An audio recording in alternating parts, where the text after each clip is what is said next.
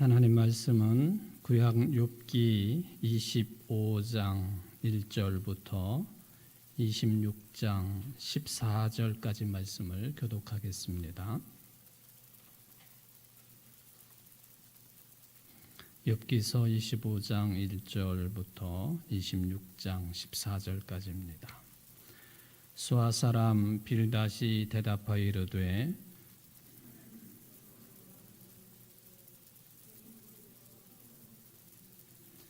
그의 군대를 어찌 계수할 수 있으랴? 그가 비추는 광명을 받지 않은 자가 누구냐?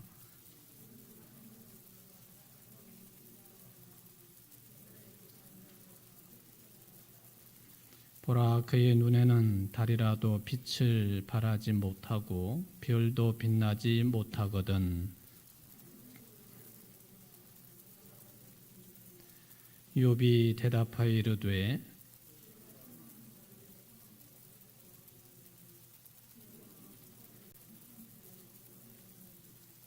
지혜 없는 자를 참 잘도 가르치는구나. 큰 지식을 참 잘도 자랑하는구나.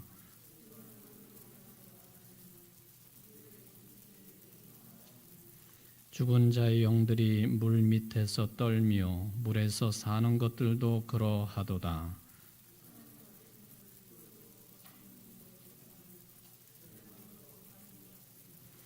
그는 북쪽을 허공에 펴시며 땅을 아무것도 없는 곳에 매다시며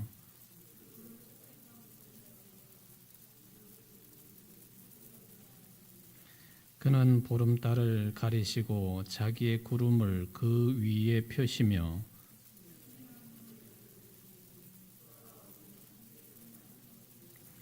그가 꾸짖으신즉 하늘 기둥이 흔들리며 놀라느니라.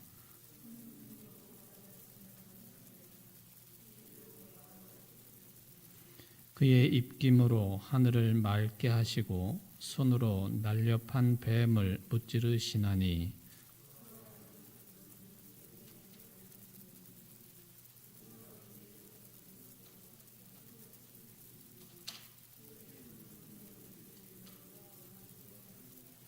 아멘. 감사헌금 드리셨습니다. 북왕중앙교회 김영복 장로님 감사헌금 드리셨습니다. 이제 욥기 반절이 조금 넘어서서 오늘부터는 25장과 26장 말씀을 좀 다루어 보도록 하겠습니다. 근데 여러분들이 교독을 하셔서 금방 이제 눈치를 채셨겠지만 25장은 더욱 그렇고 또 26장도 마찬가지로 욥기의 다른 장보다도 매우 짧은 내용으로 구성되어 있음을 이제 확인을 할 수가 있겠습니다. 25장 같은 경우는 절수로 따지면은 이제 6절까지로 되어 있죠. 그러니까 10절도 되지 않는 짧은 내용이 이제 25장입니다. 24장을 다루면서 23장, 24장도 마찬가지인데 특히 이제 24장 말씀을 다루면서도 그런 말씀을 드렸는데 이 중간중간이 이게 이제 내용상으로 보면 깊이 있게 연구를 할 때 드러나는 형상들이 되겠는데 뭔가 중간에 그 잘려나간 흔적들이 이제 분명하게 보이는 것이고 실제로도 이제 그렇게 구성이 되어 있다 하는 것을 좀 말씀을 드려 보겠습니다. 그래서 24장부터 27장까지도 그렇고 좀 그런 차원에서 이걸 제대로라는 표현은 아니겠지만은 어떻게 이제 내용상 이렇게 연결되는 부분들을 추려내다가 보면은 24장, 25장, 26장, 27장 이게 좀 복잡하게 서로 얽혀져 있다라고 하는 것을 확인을 해볼 수가 있겠습니다. 지난 수요일 끝부분에서 이런 부분들을 또 약간 언급을 해드렸었는데 24장부터 27장까지의 그 말씀의 배열이 이게 말하자면 이렇게 부드럽게 또는 뭐 다른 말로 표현하면은 그 내용의 순서가 어긋나지 않고 이어지지 아니하고 어떻게 보면은 그 아이들이 마치 이렇게 막 장난감을 섞어 놓은 것처럼 막 섞여 있는. 그러니까 이게 욥의 말인지 아니면은 다른 친구들의 말인지 이거를 이제 면밀하게 검토해야만이 드러날 수 있는 그런 그 현상들이 되겠지만은 하여튼 그게 이제 사실이다라고 하는 것을 말씀을 드리겠습니다. 이런 이야기를 들으면은 한편으로는 하나님 말씀이 그럴 수가 있겠습니까? 하는 질문도 나올 수가 있겠죠. 또 설령 그렇게 좀 내용의 연결이 누가 한 말인지 이게 쭉 이어지지 아니하고 중간에 끼어들어가고 또 어떤 경우는 좀 삭제된 것 같은데 다음에 보면 그 다음에 어디에서 또 나타나고 이런 현상들이 있는 게 뭐 사실이라 할지라도 굳이 뭐 우리 교회 생활을 하고 신앙 생활을 하는데 굳이 그런 내용들을 우리가 알아야 될 필요성이 있겠습니까? 이렇게도 이제 생각을 할 수가 있겠죠. 뭐 말씀이 우리가 지금 읽는 대로 이렇게 배열이 되었으니 이대로 그냥 받아들이면 편할 터인데 뭐 이런 반응들이 되겠습니다. 뭐 하나님 말씀이 왜 그러냐 이거는 좀 제껴놓고요. 굳이 이게 이제 배열이 조금 이상하게 되었다 할지라도 그냥 그대로 두고 읽고 또 받아들이고 또 그런 거 따지지 말고 해석하고 쭉 그냥 연결시켜 놓으면은 되지 않겠습니까? 이렇게 된 것을 뭐 그렇게 파헤칠 이유가 뭐가 있겠습니까? 그냥 읽어도 괜찮지 않겠습니까? 하는 이 두 번째 질문에 대해서 뭐 그냥 읽어도 뭐 큰 문제가 생기는 건 아니에요. 그냥 읽어도 뭐 여러분들의 생명에 지장이 생기거나 또 뭐 교회가 뭐 무너지거나 할 이유가 전혀 없는 거죠. 그건 분명한 사실입니다.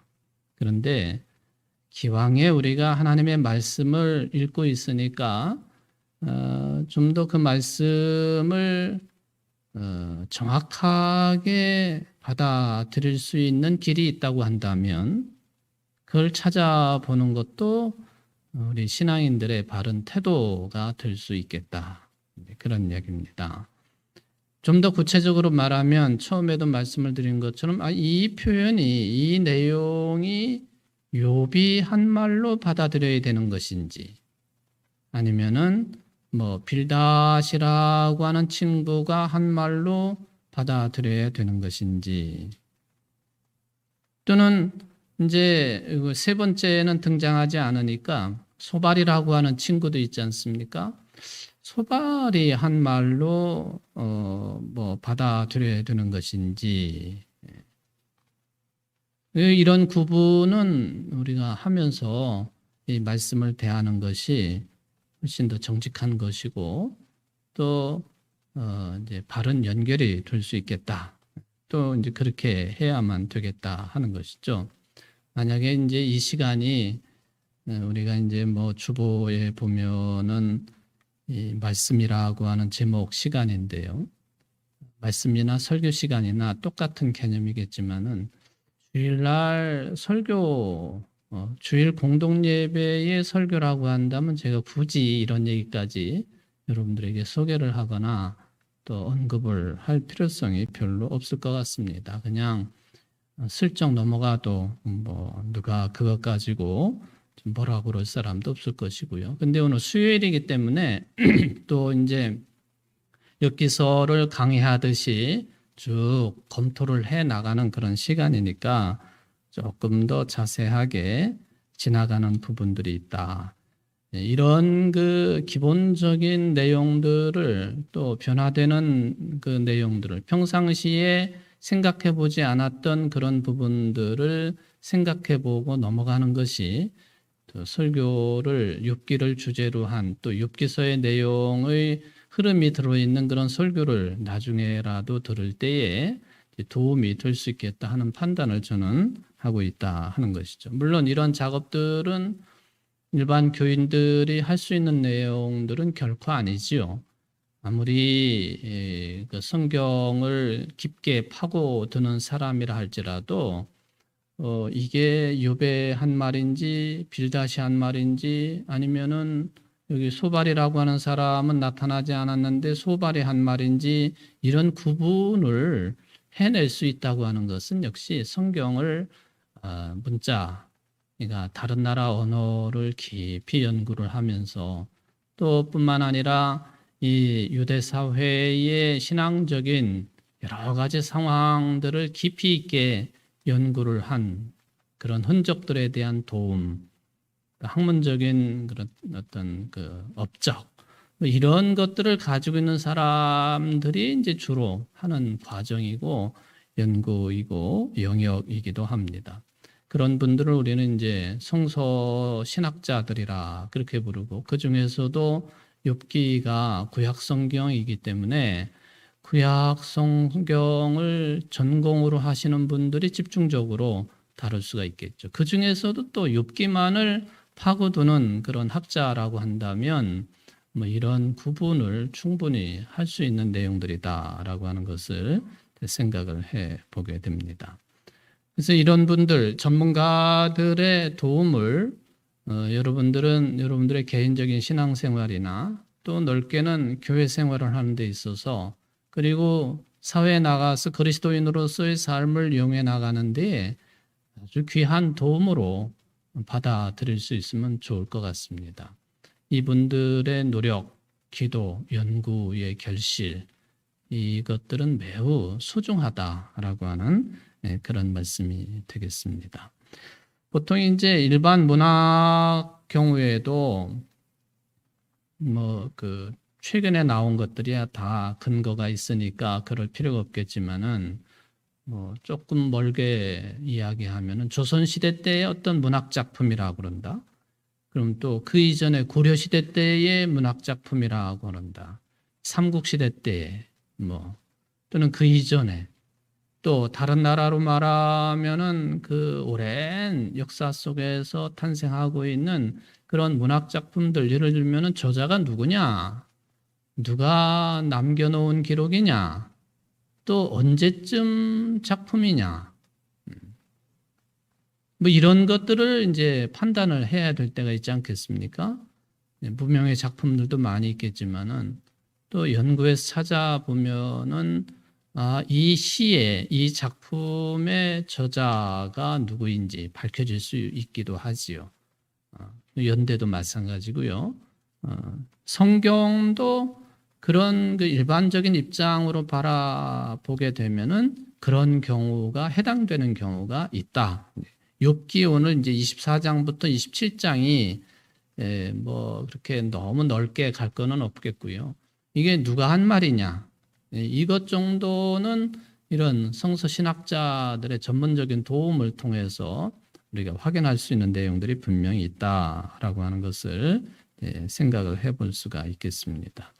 오늘 본문 25장, 26장의 구조도 그런 차원에서 좀 파헤쳐 볼 만한 그런 내용들이라고 볼 수가 있겠습니다.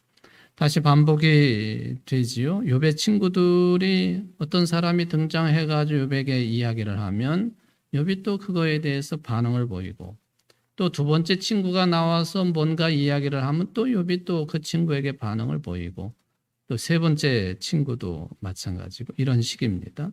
이렇게 해서 지금 몇 번째 돌아갔느냐 하면 세 번째까지 돌아온 거예요. 세 번째까지 돌아왔다. 엘리바스가 나와서 비판한 거에 대해서 지난번에 욥의 대답을 이제 공부한 것을 볼 수가 있겠습니다. 오늘 이제 그 제목을 보면은 25장 보면은 빌닷의 몇 번째 말로 되어 있느냐 하면은 세 번째 말로 되어 있어요. 빌닷이라고 하는 친구가 세 번씩이나 나타나 가지고 욥에게 뭔가를 이야기를 하고, 그리고 26장에 보면은 욥이 그에 대해서 답변을 하는 그런 내용으로 되어 있습니다. 지난 24장을 제가 구분을 할 때에 24장이 전체가 25절로 되어 있지만 그 중에 일부분은 또 이걸 구분을 해야 된 것이다 라고 말씀을 드렸습니다.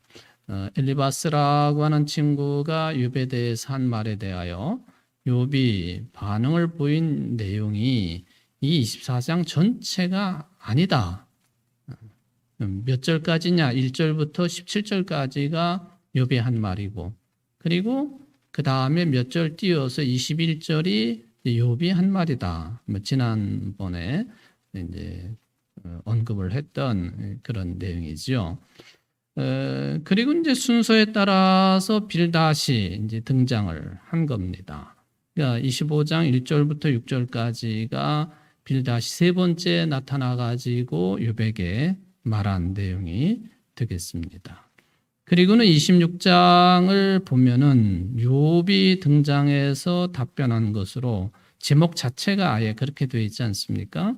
25장이 빌닷 세 번째 말, 26장이 욥의 대답, 그렇게 되어 있는데, 이거를 조금 이런 그 정해진 구도라고만 우리가 생각하지 말고 이걸 조금 내려놓고 생각을 해 보면은 빌닷이 한 말이 25장 1절부터 6절까지, 그리고 26장이 다 욥의 답변이라고 되어 있기는 하지만은 26장 5절에서 14절까지 이게 지금 빌닷이 한 말로 판단이 된다는 거죠. 좀 복잡하긴 한데요. 그러니까 지금 우리가 가지고 있는 성경책의 큰 제목 또는 소제목을 보면 25장은 분명히 빌닷이 한 말로 그렇게 판단이 되어지고, 그렇다고 해가지고 26장이 욥의 대답으로 되어 있지만 욥이 정말로 전체를 다 말한 것이냐? 그게 아닐 수 있다. 성경을 연구하는 신학자들의 판단이 그런 부분들이 있다 하는 거예요. 어떻게 구분을 하느냐? 26장도 5절에서 14절까지가 그렇다. 그 얘기는 뭐냐면은 26장이 욥의 대답으로 그렇게 제목이 붙어 있지만 욥이 실제적으로 답변한 내용은 26장 1절부터 4절까지다. 그런 이야기가 된다는 거예요. 그냥 뭐 아무 생각 안 하셔도 괜찮아요. 괜찮은데 이렇게 섞여 있다. 그리고 우리 개역 개정판 성경이 편의상 26장 전체를 욥의 대답으로 제목을 붙여 놓았다 할지라도 실제적으로 5절부터 마지막 14절까지는 빌닷의 이야기로 보는 것이 표현 내용이나 그리고 여러 가지 면에서 볼 때에 합리적인 해석이 될 수 있겠다 하는 그런 이야기가 되겠습니다. 그 기준이 뭐냐 하는 거죠. 아주 쉽게 표현하면은 이런 표현들이 욥의 신앙관을 드러내고 있느냐, 아니면은 욥에게 나타나 가지고 여러 차례 이야기를 하고 있는 친구들의 관점은 비슷한 거거든요. 욥의 친구들의 신앙관을 드러내고 있는 내용이냐, 이 기준이 된다는 거죠. 근데 그게 그냥 봐서는 잘 모를 수밖에 없죠. 왜냐하면은 특히나 욥의 친구들이 한 이야기들도 매우 그럴듯해요. 그리고 상당한 설득력도 가지고 있어요. 그리고 우리의 신앙관이 알게 모르게 이게 이제 늘 말씀을 드리는 거지만은 선하게 살면 하나님이 복을 주시고 악하게 살면 그의 상응에서 벌을 받게 되어 있다. 이 생각이 사실은 우리에게도 가득 차 있잖아요. 그건 우리가 부인할 수가 없어요. 그런 관점으로 볼 때 아무리 빌닷이 한 말이라 할지라도 엘리바스가 한 말이라 할지라도 그럴듯한 말, 내용, 표현에다가 이게 4절까지는 욥의 이야기고 5절부터 14절까지는 또 뭐 빌닷의 이야기고 이런 구분을 뚜렷하게 할 수 있는 저도 마찬가지지만 여러분들도 그런 입장이 되지는 못한다 하는 그런 이야기입니다. 그래서 이제 26장의 5절 이하의 내용 14절까지 가지고도 이걸 빌닷의 이야기가 아니고 욥이 한 말이다 해도 별로 큰 차이가 나지 않는 것 같은 느낌을 우리가 받고 있다. 이상하지 않게 느껴진다.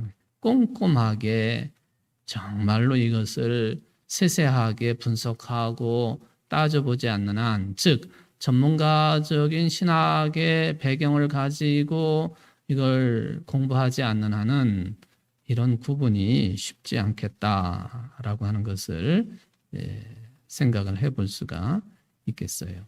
하여튼 또 반복입니다. 26장이 특히 4절까지는 분명히 욥이 한 말이고 5절부터 14절까지는 빌닷이 한 말로 봐야만이 그 연결이 이게 부드럽게 되는 것이다라고 말씀을 드릴 수가 있겠습니다. 이제 마지막 친구 소발이라고 하는 친구 이야기를 좀 해야 되겠는데요. 여기 소발은 더 이상 이제 언급이 안 돼요. 소발이 나와야 되는데 안 된다 하는 것이죠. 이게 이제 자연스럽지 못하다는 거예요. 엘리바스가 3번씩 나왔고 또 빌닷도 3번씩 나왔고 그러면 당연히 소발도 3번째까지 나와가지고 뭔가 욥에게 이야기를 해야 되는데 그 구도는 아닙니다. 그 이유가 뭘까에 대해서 2가지 종류의 뭐 답이라고 할까요? 또는 이랬을 것이다 라고 이것도 일종의 추측이 되겠는데 이런 것을 생각을 해볼 수가 있겠습니다. 뭐냐 하면은 빌닷까지 3번째 나와가지고 이야기를 해보니까 그리고 나서 욥의 답변을 들어보니까 더 이상 친구들이 나타나가지고 얘기를 해봤자 별 소용이 없겠구나. 그래서 소발이 더 이상 나오지 않는 것으로 그렇게 이제 해석을 해볼 수 있는 거죠. 이건 아주 편안한 해석입니다. 편안한 해석이에요. 우리식으로 말하면 은혜롭게 그렇게 넘어갈 수 있겠다 하는 것입니다. 그런데 이제 2번째 내용은 뭐냐? 아까도 제가 잠깐 언급을 해드렸는데 소발도 분명히 3번째 나와가지고 이야기한 것이 있었을 것이다. 그런데 소발이 한 이야기들이 마치 해체가 된 것처럼 이렇게 뭉텅이로 예를 들면 25장, 26장 뭐 몇 절부터 몇 절까지 이렇게 그 구분이 되지 아니하고 이곳저곳에 흩어져 있는 것 아니냐 하는 그런 주장을 할 수도 있겠습니다. 아마 근데 이 2번째의 주장이 거의 확실하다고 성경을 연구하는 학자들은 표현을 하고 있습니다. 이제는 뭐 더 이상 욥이라고 하는 저 쓸데없는 사람을 뭐 또 3번씩이나 나와가지고 소발까지 나와가지고 얘기하지 않아도 결론은 다 맺어진 거니까 그래서 소발이 안 나온 것이다. 편안한 해석이. 아니, 소발도 분명히 3번째 나와가지고 이야기를 했었을 것이고 그래야만이 이게 뭔가 규모가 맞는 거거든요. 엘리바스, 빌닷, 소발 다 3번씩은 나와서 이야기를 해야만이 3세번이라고 우리가 보통 그러는데 3이라고 하는 숫자는 유대인들 사회에서는 그것이 또 완전수에 해당이 되기 때문에 소발도 분명히 3번씩 나와서 이야기를 했을 것이다 그런데 그것이 한 곳에 모아져 있지 아니하고 곳곳에 숨어 들어가 있고, 즉 흩어져 있는 형국일 것이다. 뭐 이제 그런 이야기가 되겠습니다. 이게 이제 27장 또 24장까지 또 거꾸로 다시 올라가 가지고 이곳저곳에서 그 파편들을 찾아볼 수 있지 않겠는가. 그러다가 이제 우리가 이제 오늘 25장, 26장을 읽었습니다만은 27장 읽고 28장으로 넘어가면은 뭐 평온해지는 것처럼 제대로 그 내용이 전개가 되고 있는 것을 그 흐름을 찾아볼 수가 있겠습니다. 자, 이것은 제가 오늘 이제 25장, 26장 본격적으로 들어가지는 못할 것 같은데요. 우리 기독교의 전반적인 아주 주요한 신앙 고백을 언급할 때도 비슷하게 이야기를 해볼 수가 있겠습니다. 말하자면 이게 욥의 이야기인지 아니면 세 친구들의 이야기인지 확실하게 구분이 잘 안 되는 경우도 있다 하는 것이죠. 근데 이것은 그 옛날 이 욥기 또는 뭐 다른 성경도 마찬가지지만은 지금의 이 뭐 무슨 책 무슨 서 이 성경을 이야기하지 않는다 할지라도 이 성경을 기반으로 하는 우리 기독교의 가장 기본적인 신앙관을 터치할 때도 이런 현상들은 벌어진다는 거예요. 여러분들 성부, 성자, 성령 삼위일체 하나님을 우리가 믿는 사람들인데 이 기독교 신앙 안에 들어와 있으면은 기본적인 것들이 다 비슷하게 보여요. 성부, 성자, 성령. 뭐 찬송가 가사도 마찬가지고요. 말하자면 겉에서 볼 때에는 다 비슷비슷하게 보인다는 거예요. 비슷비슷하게 들리기도 하고 또 들려지기도 하고. 근데 조금 더 깊이 들어가 보면은 또 확연한 차이를 드러내기도 하고 그런단 말이죠. 여러분들이 이제 오랜 세월 신앙생활 하시면서 이제 뒤에 가보면은 어떤 경우가 그런 경우라고 말할 수 있겠다라고 비교가 될 것입니다. 그래서 교회를 다니지 않는 사람들이 있잖아요. 교회 바깥의 사람들. 이런 사람들이 기독교를 평하고 또 교회를 평가를 할 때 기독교는 뭐 다 똑같은 거지. 교회도 뭐 다 마찬가지지. 다 똑같은 이야기 하는데 아닌가? 뭐 그렇게 이야기를 한단 말이죠. 근데 정말 그렇습니까? 전혀 그렇지 않거든요. 그냥 문자화된 것만 읽어보면 그럴 수 있겠고 들려지는 소리만 그냥 간단하게 들으면 그럴 수 있겠지만 전혀 그렇지 않은 거예요. 예를 들면 우리나라의 현재 이제 기독교인 뭐 인구 조사를 하면서 종교도 다 조사를 하잖아요.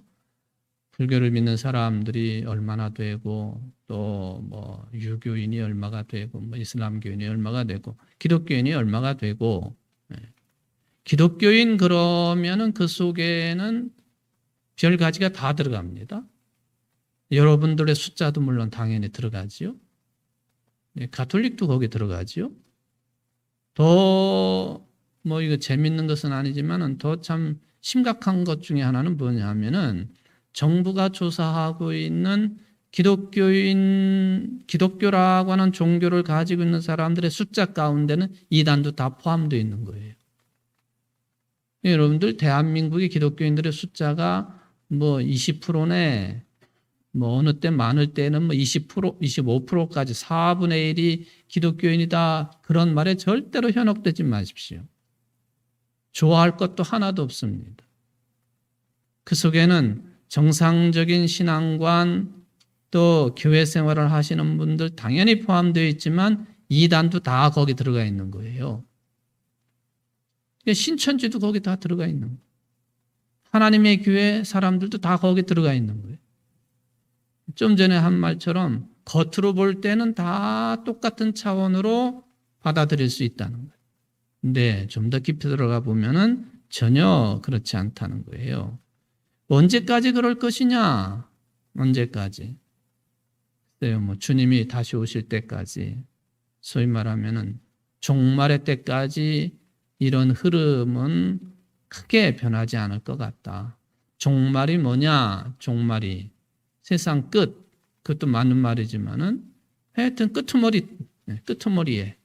네, 조금 더 실제적으로 표현을 하면은 진리가 확연하게 드러날 때까지 이런 현상은 계속될 것이다. 그렇게 보는 거예요. 진리가, 또 좀 더 강조를 하면 참 진리가 확연하게 덮여져 있던 그것이 확연하게 드러날 때까지 이런 현상들은 계속될 것이다. 계시라고 하는 것이 숨겨져 있는 것이 드러나는 거든, 드러나는 것. 그 전까지는 이런 현상은 계속 진행된다. 그래서 어려운 것이 이단을 구분하는 것이 그래서 어려운 겁니다. 이단을 구분한다고 하는 것이. 이단. 늘 말씀을 드리잖아요. 한자어로 이단, 한문으로 이단을 쓰면은 그게 이는 무슨 이라고 그러죠? 기억나시는 이 한자로 이 다를 이자를 쓰잖아요. 다르다. 다를 이. 단 끝단자를 끝단자. 그래서 이 단 그러면은 쉽게 풀이하면은 끝이 다른 부류들이 끝이 달라. 끝까지 가봐야 안다는 거죠.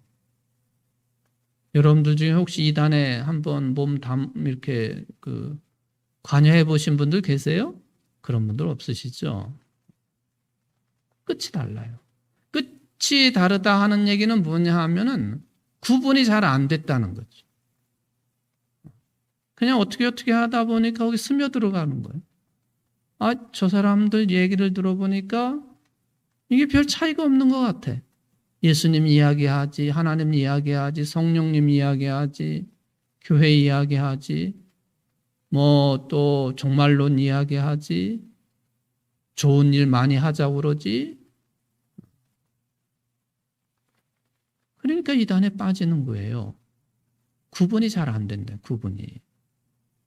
뭐가 진리인지 비진리인지 처음에나 어느 정도 이것이 진행될 때까지도 그게 구분이 안 되고 어느 정도 지나다가 보면은 이제 그야말로 이제 그건 쇠뇌입니다. 쇠뇌가 돼가지고요. 빠져나오지 못하는 거예요.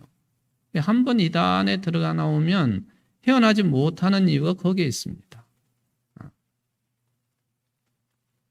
이게 기존의 교회에서 설교 시간이나 성경 공부 시간이나 성도들이랑 대화를 하면서 나누었던 그 내용들이랑 비슷하다고 느껴지는 거예요. 비슷하다고. 문제는 끝에 가보면 다르다는 거죠.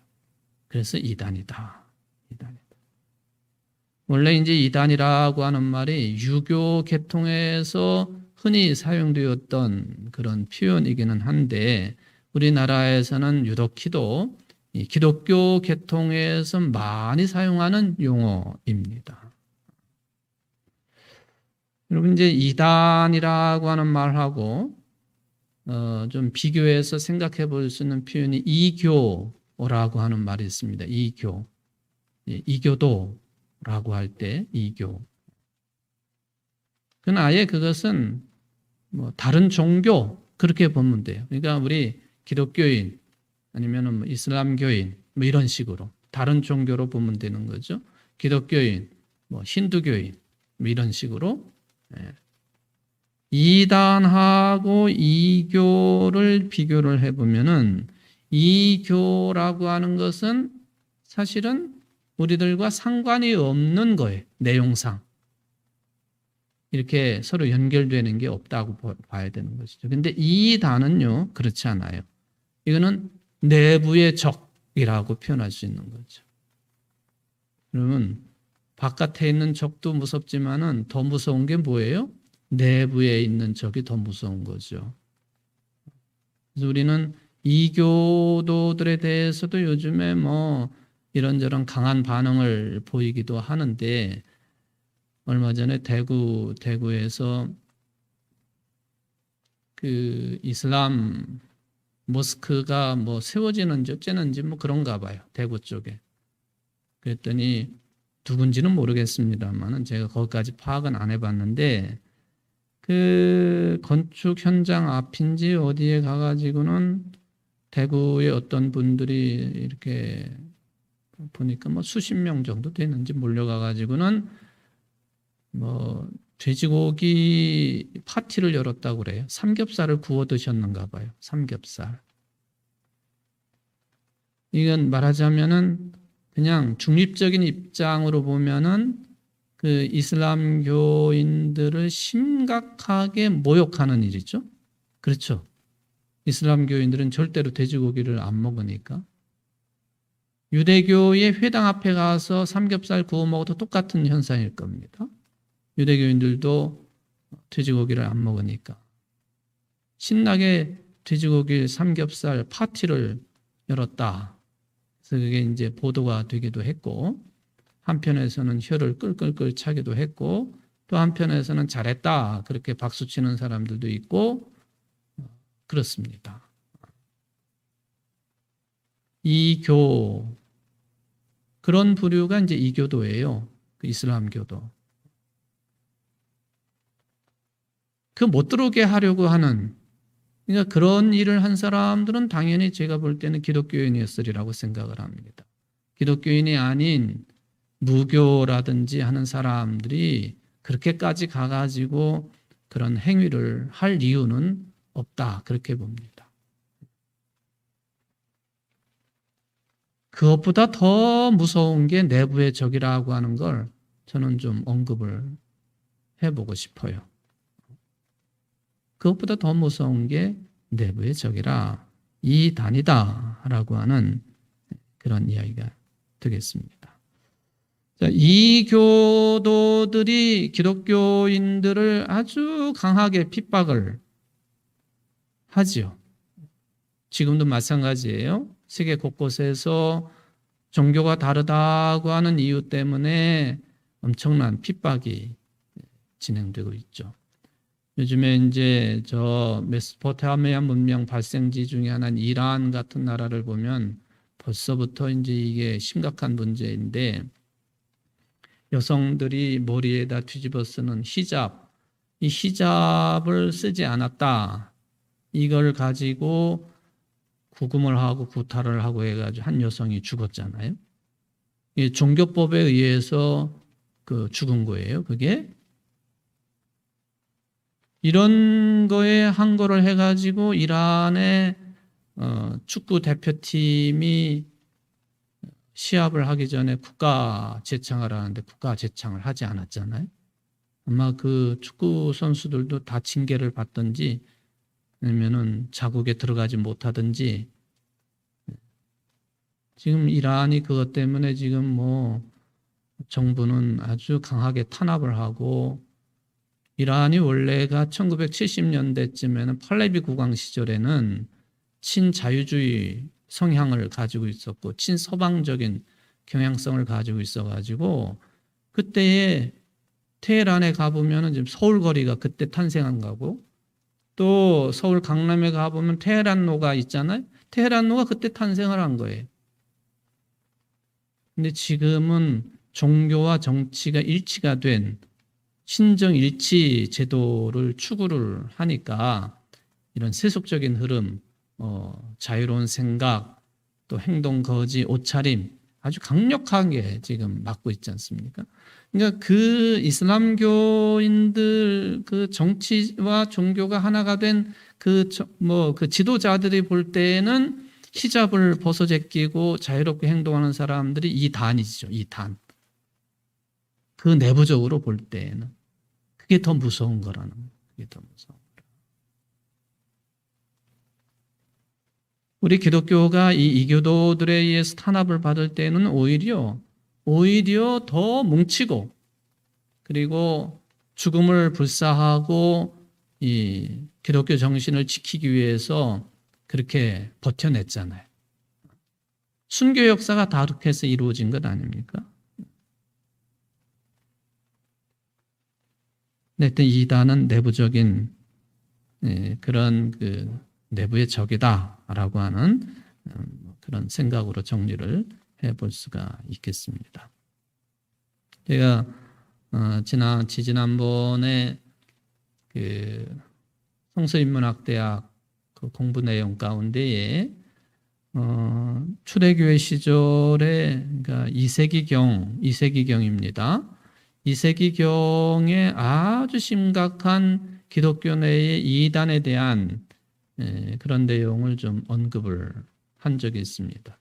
저는 물론 이제 오늘 설교의 흐름하고는 좀 차이가 있기는 해요. 우리 기독교가 언제부터 그렇게 배타적인 종교가 되었느냐? 요나서를 공부하면서 언급을 했던 내용인데 오늘 설교 주제하고는 조금 약간 다르긴 하지만 이단이라고 하는 차원에서 볼 때에 우리 기독교가 언제부터 그렇게 배타적인 종교가 되었느냐? 종교 이전에 한 인간을 사랑할 줄 알아야 되고 받아들일 줄 알아야 되는데 이게 종교가 앞서게 되니까 사람 자체의 생명을 소중히 여기지 못하는 그런 무지몽매한 그런 현상들이 자꾸 벌어진다. 뭐 그 이제 요나서를 가지고 공부한 내용인데 뭐 그걸 떠나서 이세기경의 기존의 교회와 기독교 세력을 와해시킬 만한 엄청난 세력을 가지고 있었던 이단이 있었습니다. 그게 이제 어떤 사람이 중심이 돼가지고 탄생을 하고 또 진행이 됐느냐 하면은 뭐 발음이 두 가지로 되는데 말시온이라고 하는 사람, 또 마르키온이라고도 부르죠. 그런 사상을 가지고 마르키오니즘이라고도 부르죠. 대단했습니다. 그러니까 기존의 그 신실한 신앙 고백을 기반으로 한 그런 교회와 신앙 공동체를 거의 무너뜨릴 뻔한 이단이 이세기경이 있었다. 이 말시오니즘이 그랬다는 거예요. 말시오니즘. 이 사람이 원래는 교회 감독의 아들로 태어났습니다. 근데 특이하게도 이 사람은 어려서부터요. 어떤 신앙관을 가지고 있었느냐 하면은 신약의 하나님은 선한 하나님이고 구약의 하나님은 악한 하나님이다라는 구도를 가지고 있었어요. 그도 그럴 것이 구약 성경의 하나님은 전쟁을 좋아하시는 것처럼 돼 있잖아요. 막 사람을 유대인 가운데서도 범죄를 하면은 하루에도 몇몇 명씩도 막 죽게도 만드시고 성전을 독려하시기도 하시고 특히 이제 그런 차원에서 이 말시오는 구약의 하나님은 악의 하나님이고 신약의 하나님은 선의 하나님이시다. 이런 구도를 가지고 그룹을 형성하고 사람들을 모으기 시작을 했다.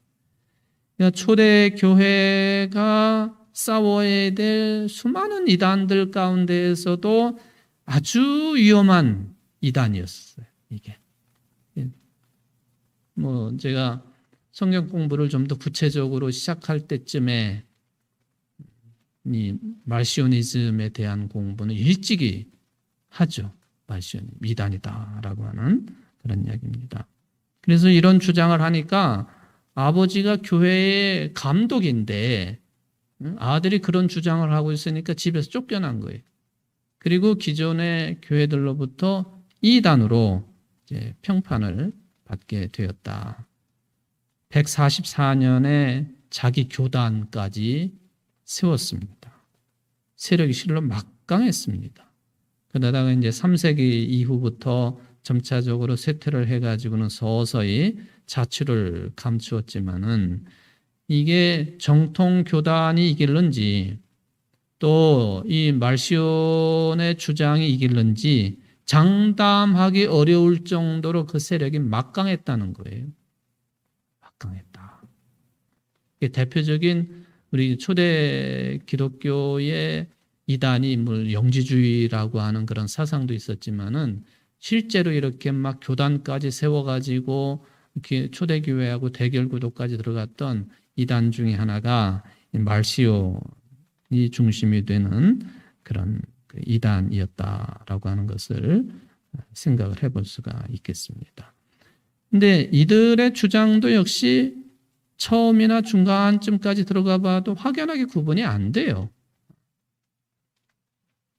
이제 말시오는 이 방법론을 잘못 선택을 하는 바람에 이단으로 몰리게 된 것뿐이죠. 사실은 이게 현상적으로 보면은 우리가 구약을 읽으면서도 왜 하나님이 이렇게 전쟁을 좋아하실까? 또 뭐 신앙의 문제 때문에 하나님을 섬기는 문제 때문에 굳이 저렇게 수많은 사람들이 죽도록 그렇게 허락을 하실까? 이런 질문은 또 당연히 해야 되는 것이거든요. 근데 사실은 초대교회 교부들도 그런 거에 굉장히 관심이 많았었어요. 그리고는 이 문제를 어떻게 해결을 할 것이고 신약 성경에서 말씀하고 있는 복음의 내용이나 예수 그리스도의 복음의 정신하고 배치되는 내용들이 상당히 있는 것도 사실인데 이런 것들을 어떻게 해결을 할 것이냐 하는 그런 궁금증을 많이 가지고 있던 그런 찰나에 말시온이 완전히 이분법적으로 그것을 나눠놓고 악의 하나님, 선의 하나님 이런 구분을 하니까 일반 신도들은요 대하기가 편하거든요. 구약 성경의 하나님은 악의 하나님이고 신약 성경의 하나님은 선의 하나님이시구나.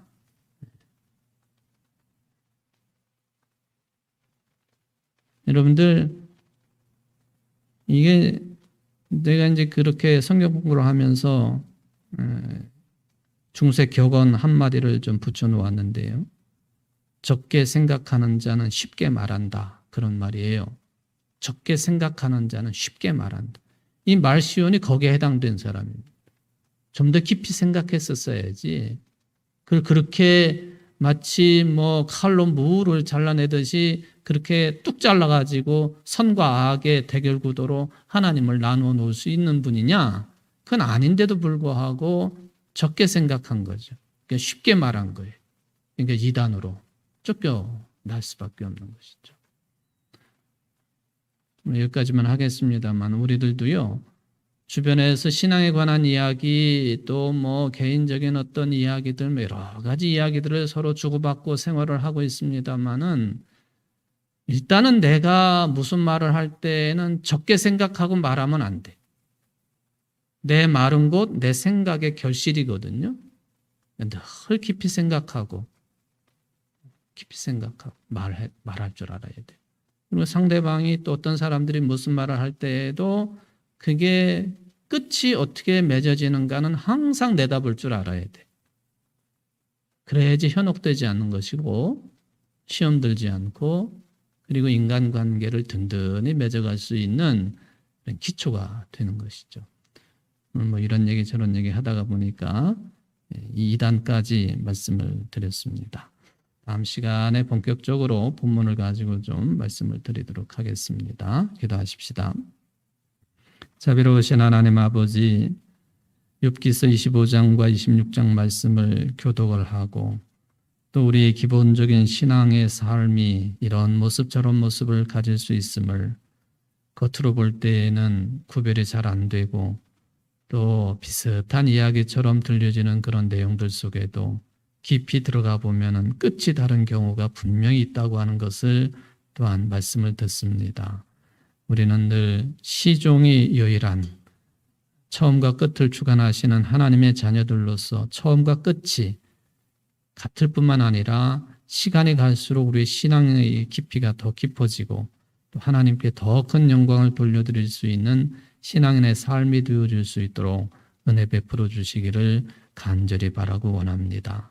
하나님 아버지, 이교도들보다도 이단이 더 무섭다고 하는 이야기를 듣습니다. 내부에서 일어나고 있는 갈등과 또 이제 적군들이 일으키고 있는 그런 갈등의 구조들 그리고 반대하도록 만드는 그런 생각들 또 부정하도록 만드는 그런 생각들 이런 것들이 훨씬 더 우리를 위험에 빠뜨리게 하는 주요한 요인이 된다고 하는 것을 늘 기억하면서 기도하며 말씀을 깊이 묵상하면서 성령의 도우심을 받고 이 복음의 정신을 하나님의 말씀의 구원의 은총을 늘 깊이 받아들이며 기쁨과 감사의 삶에 차고 넘치는 이 자리에 함께한 성도들의 삶이 될 수 있도록 은총을 내리워 주옵소서. 예수님의 이름으로 간절히 기도하옵나이다. 아멘.